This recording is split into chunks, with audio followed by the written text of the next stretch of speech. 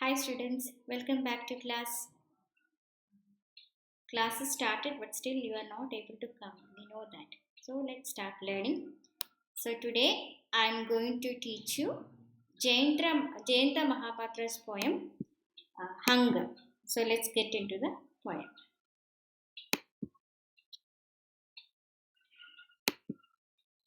So a study on Jayanta Mahapatra's poem Hunger. So who was Jayanta Mahapatra? Who is he?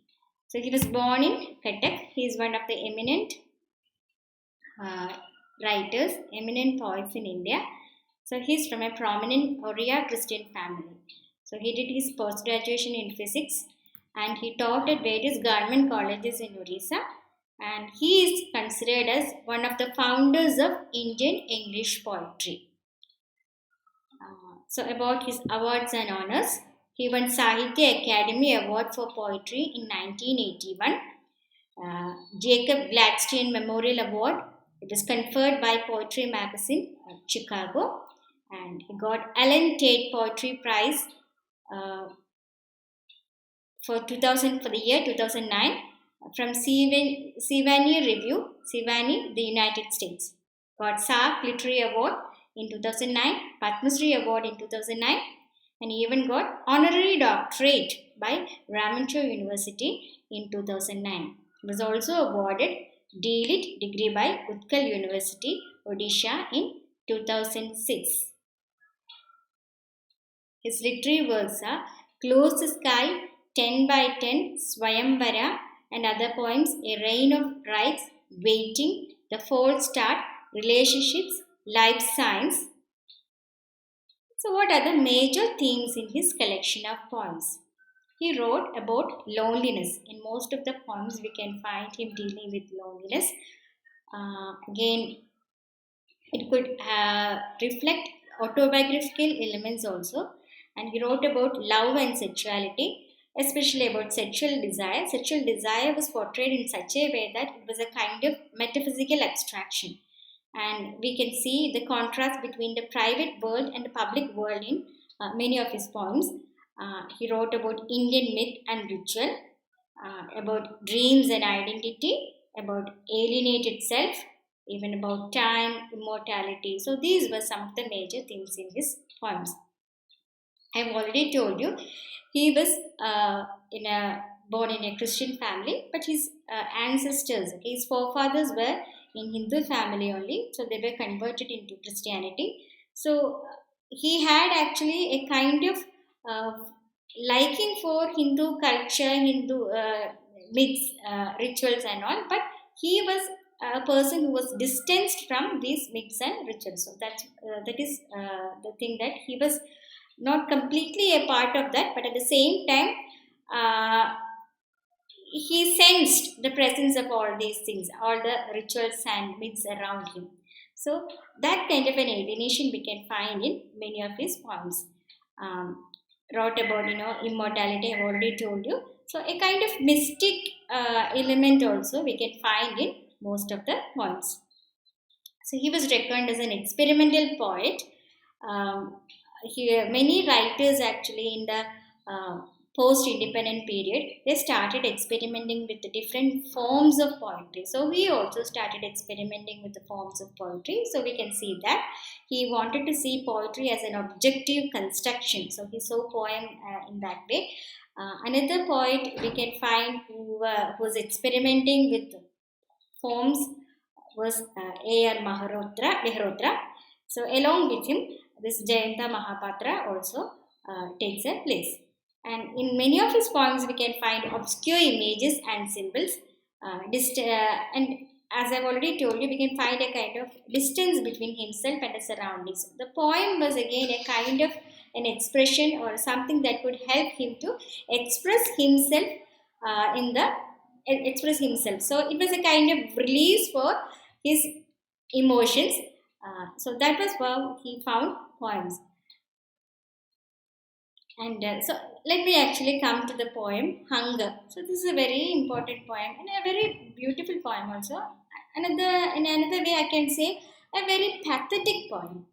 So the title of the poem is Hunger. So when we actually think about the word hunger, what that comes immediately to our mind is a physical hunger.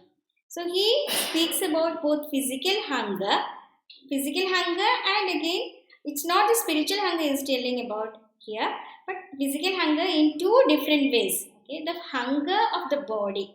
That hunger of the body can also be the food people want to eat. Okay, when people are people don't have food to eat, they feel hungry. So that kind of a hunger, and at the same time, the sex drive people have. Okay, the sexual urge that people have. So that is also mentioned here in the poem. So a very pathetic representation of hunger we can see in the poem. This poem is taken from this collection of poems, A Rain of Rights. Some sources say that it is based on real life experience, but it is not clear whether it was again based on his experience. Whether he came across that kind of an experience, it is not clear. But it happened on the coast of Orissa. So that is what we can find in this poem. So it is about child sex trade in society. So that is there in the society, but that is not clearly visible. Here and there, okay, in different pockets of the society, we can find parents forced to sell their children to get the food, okay, even to meet their daily needs. It's not again what is it? They are actually not dreaming for, luxury things or anything of that sort. But even to have a full meal, some parents are forced to sell their children. So that kind of a pathetic representation, representation we can see in the poem. So let's go to the poem. It's a very short poem only. It has only 4 stanzas. So, if you read the poem, you will feel the pathos in that poem. So here we can see the speaker speaking. So I cannot actually identify the speaker with the poet Jayanta Mahapatra. It's not clear whether the poet is Jayanta Mahapatra, whether the speaker is Jayanta Mahapatra.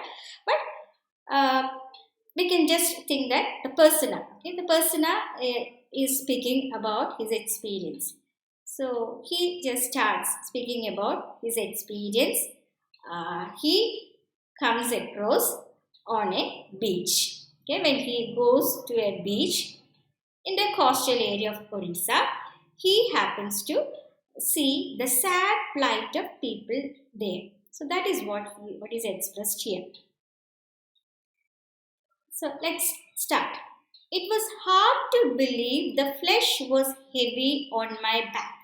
The fisherman said, "Will you have her?" carelessly, trailing his nets and his nerves as though his words sanctified the purpose with which he faced himself. I saw his white bone thrash his eyes. So it was hard to believe the flesh was heavy on my back. Here, the word flesh can have the meaning of the desire. It can actually, flesh represents the body of the bodily desires, the carnality, okay, the carnal part of human beings. So here, flesh is again the carnal desire the speaker has. So he is not even ready to believe, or it is very difficult for him to believe that the sexual desire or the carnal nature of him is still heavy on his back. That is, it's just like a burden on him. So he knows that he is trying to liberate himself from the unwanted feelings, the impure feelings or the carnal nature, but still it is there on him. It is there in his mind. He is not able to free himself completely from that. So here it is mentioned that, so that is not actually mentioned here completely, but there he sees a fisherman. That means he is not speaking about his carnal desire to anybody. It is not clearly mentioned whether he has actually spoken about his carnal desire, whether he is searching for any woman on the beach. That is not mentioned here. But the fisherman who is on the beach senses that, and the fisherman says that he just asks, "Will you have her?" So he is actually asking about a girl whom he knows. We are not sure who that girl is. We'll come to know about it. So in a careless fashion, he just asks this man, the speaker, whether he is ready to satisfy his physical desire with the girl, trailing his nets and his nerves as though his words sanctified the purpose. So, he doesn't want to show that he is very much interested in that. So, he is actually engaged in a work. So, what is he doing at that time? He is dragging behind his nets and his nerves. That means he is really anxious to know the response of the speaker, but he cannot show that, as though his words sanctified the purpose with which he faced himself. So, even when he expresses, there is a reason behind this question. Even when the fisherman asks the speaker whether he is ready to have a woman whom he knows or a girl whom he knows, there is a purpose behind that. There is actually a genuine reason. So, that question is sanctified by the purpose he has. I saw his white bone thrash his eyes. When he looks at the man, he can understand that he is also all skin and bones. That means he is suffering from poverty. That is, he is a man who belongs to a poverty-stricken family. And that's why the white bone thrashing his eyes. You can see the bone actually, beating his eyes. So the bone is again projected. So it also shows the anxiety or otherwise the eagerness of the man to know the response of the speaker here. So he listens to his question. So there is a problem with the speaker here, the persona. The problem is that he is not able to control the sexual desire he has. That is why flesh is heavy on his back. So he follows this fisherman across the "I followed him." So these lines will say the response of the speaker, the response of the persona in the poem. I followed him across the sprawling sands, my mind thumping in the flesh sling. So this man, that is the persona, he follows the fisherman across the sprawling sand. That means the vast stretch of sand. It's again the coastal area. So the beach, he follows him. And my mind thumping in the flesh sling. So his mind is again beating. And he feels that his mind is imprisoned in the carnal nature. The sling is again, something like, if somebody is wounded, you can see some people will be, their arms will be in a kind of sling, otherwise in a kind of loop. So here his mind is trapped in the carnal nature. That is the meaning here. And so the carnal desire, carnal nature in the sense the carnal desire, sexual desire. So his mind is, has that desire, and he is not able to liberate himself or free himself from the desire. Hope lay perhaps in burning the house I lived in. So he thinks that he is not able to come out of that. So that means there is a sin in him. So this sin is again torturing him. So when he thinks that this sin may go if even his house, the place where he lives, even that itself is burned. So, the purgation of sin is possible if he himself,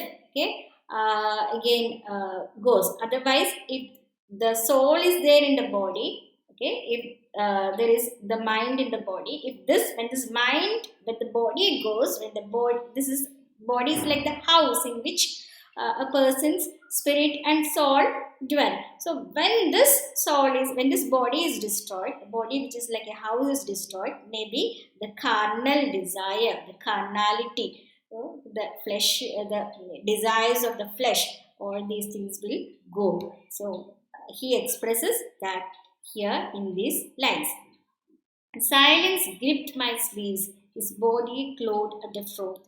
His old nets had only dragged up from the seas. So he moves silently. He is not actually responding anything through words.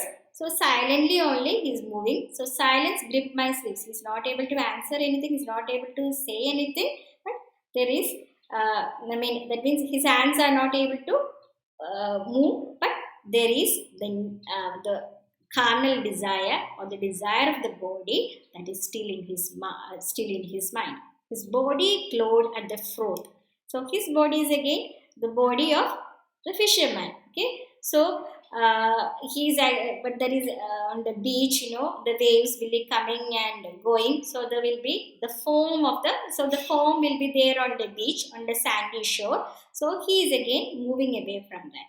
So his old nets had only dragged up from the seas. That means he went to the sea for fishing. So he took the old nets which he had taken away from the seas.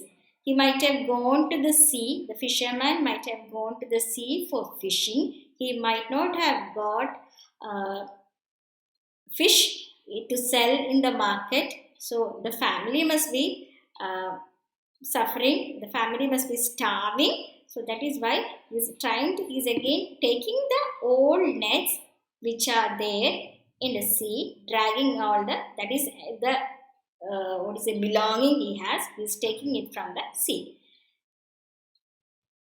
In the flickering dark, his leaned to open like a wound. The wind was high, and the days and nights before,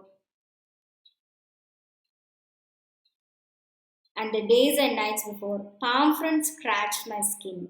Inside the shack, an oil lamp played the hours, bunched to those walls.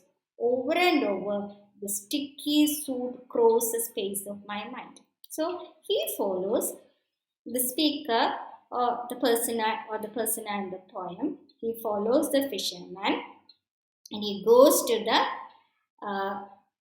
hut of the fisherman. So in the flickering dark, he's leaned to opened like a wound. So he goes, so he's a lean figure. So he goes, follows that man, and this hut, it opens like a wound. So the wind was high and the days and nights before. So he thinks that he's just like the wind only, okay, and like the days and nights which are there before. So that means the wind is blowing against his skin, okay, and he is moving to the hut.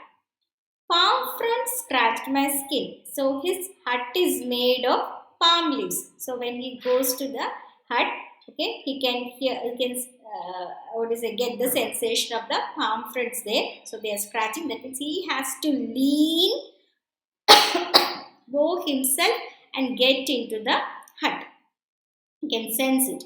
So that is why he just enters the hut.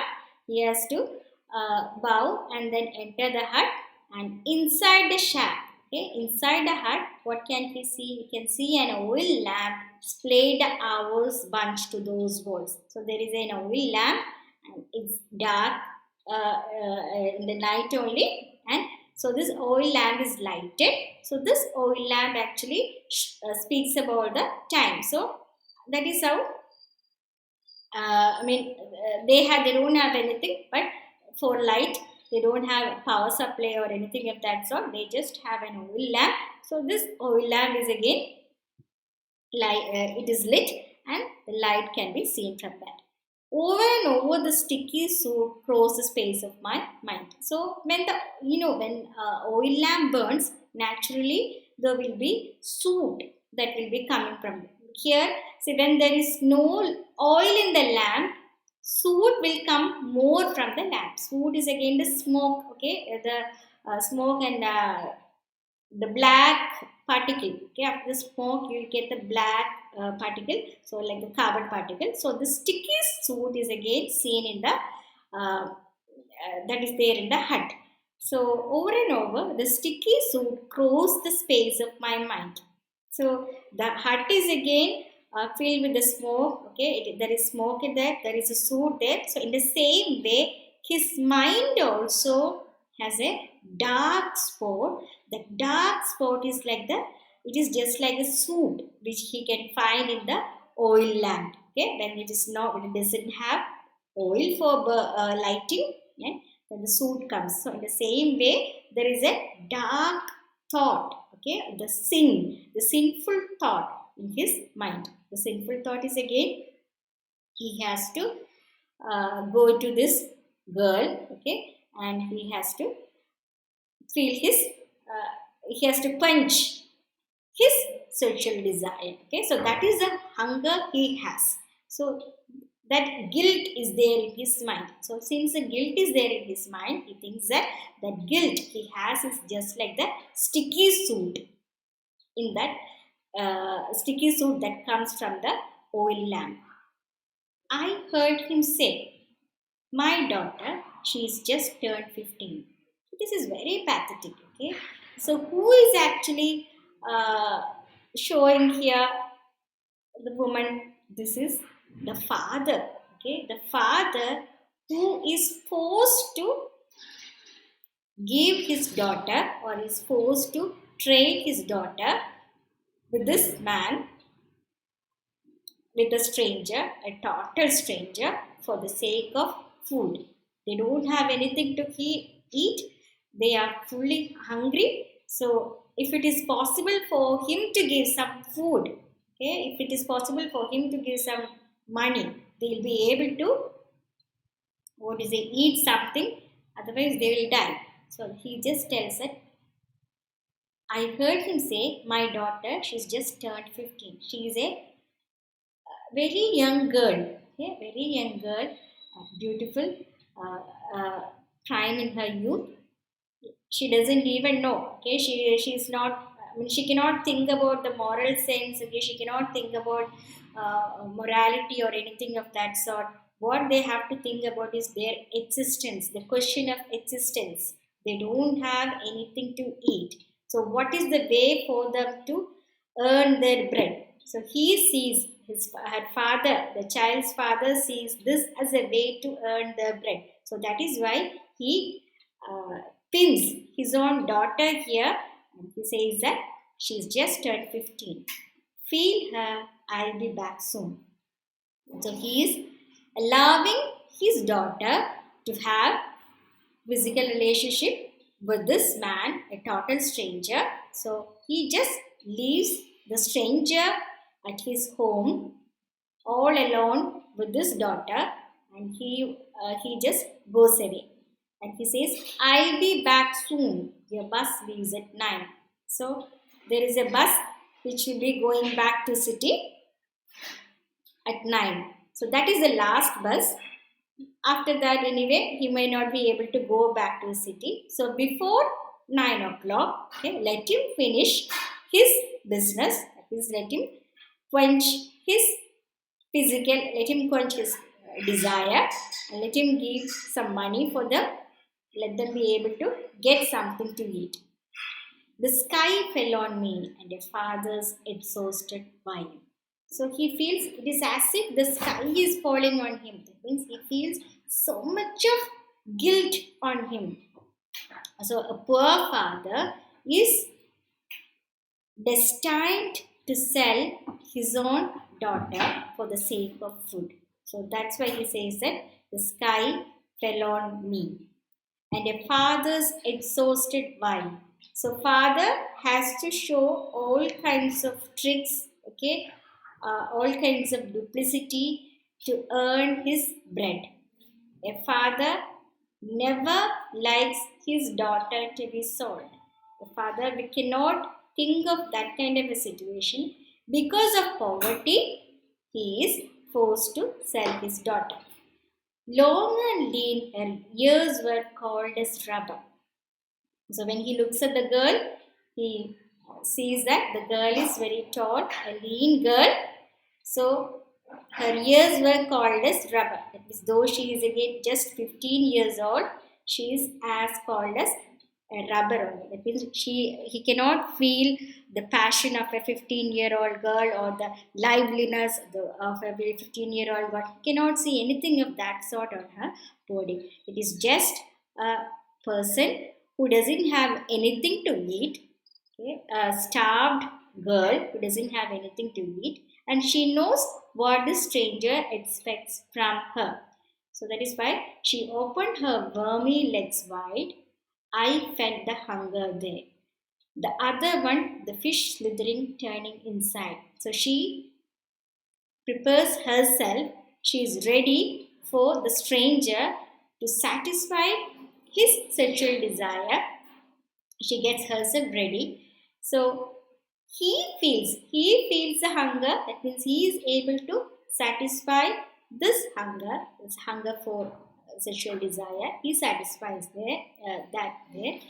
The same time, he can feel the hunger of this girl. So this hunger is just like the fish slithering, the fish that is moving, turning inside. And when people do not have food, okay, there will be some kind of sound and all those things in the stomach. So that he can feel when he feels the body of this girl. So here the poet expresses hunger in two different ways. Okay, so here the hunger of the speaker can be seen, at the same time the hunger of this poor girl of the fisherman's family can be seen. So the hunger of the fisherman's family is again is because of the poverty they have. They are starving. They don't have food for days, for many days. So they are forced to sell themselves. I mean, the girl is forced to listen to her father's voice. Okay, she cannot think about a sense of morality or decency, modesty. All those concepts are alien to such families. Okay, they cannot even think about guilt or shame or anything. They know that what they mostly want. Okay, what they want is the food. So this is only the way for them to get their food. Even when they go to the sea, they don't get the food they need. So that is why they are forced to sell themselves. So here we can see the themes of poverty, starvation, sexuality, guilt, and shame. So here the fisherman's family is forced to sell. The fisherman, father fisherman, is forced to sell his daughter because of poverty. The reason is they have been starving, and so we can see the sexual desire of the speaker that is prominent, and he is ready to quench. He is ready to actually satisfy his desire by going to the shack of the poor fisherman. Even when he goes also, he feels guilt, he feels shame also, but still he is not able to free himself from the hunger, okay, the hunger for sex. He is not able to free himself from that. So that is why this title is again mentioned in an ironical way only. Okay, so ironically, it can have two meanings at the same time. It has the meaning of the physical hunger or the what is it? When people don't have food, okay, the starvation, that hunger, and it also means hunger for sexual desire, sexual feelings. So that in these two ways actually the hunger, the title is represented. And what we can see in the poem is again the pathos. Okay, we feel pity for fisherman's family. We feel pity for this girl, the poor girl. So this is actually the condition of many people in our country. Though we speak about prosperity, though we speak about excellence, okay, there are many people who are not even able to have the food, even to get a full square meal. So such people are forced to sell their own bodies. We cannot speak about the morality here, moral sense here. The society itself seems to be helpless in such situation. So that is what we say in the poem. So in a very pathetic way, the poem represents social reality. So Jayanta Mahapatra is showing the very pathetic situation, okay, of our society. So there are many families, okay, there are many families who are starving, literally starving, and who are forced to uh, sell their own flesh, okay, for they are forced to sell their own children also for the sake of having food. So that is what we find. So Jayanta Mahapatra, he in a pathetic way, he portrays the realistic situation in society, and we can see a number of obscure images also, because he actually doesn't want to clearly project the sexual desire of the speaker. So, in an obscure way, okay, in a dark and a hidden way, he will be pointing at the sexual desire the person has, and he even points at the guilt and shame of the person also. So, this is one technique he uses. So, in this poem, we can find the guilt he has, the sin that is torturing him, okay, but the one who is not able to free himself from that. So, that is what we can find here. So, the body becomes like a prisoner, okay. So, I mean, the body is again not liberating the spirit. So, he is actually trying hard to liberate from this spirit. So, there are other poems. There's a poem Freedom, there's a poem My Hand. In all these poems, actually, you can see Jayanta Mahapatra speaking about the dark side of our society. It means the poverty, hunger. So, all these aspects he deals with in this poems. He speaks about, there are other things he speaks also. So, that is what we can find in the poem. So, with this, actually, uh, I'm coming to the end of the this poem.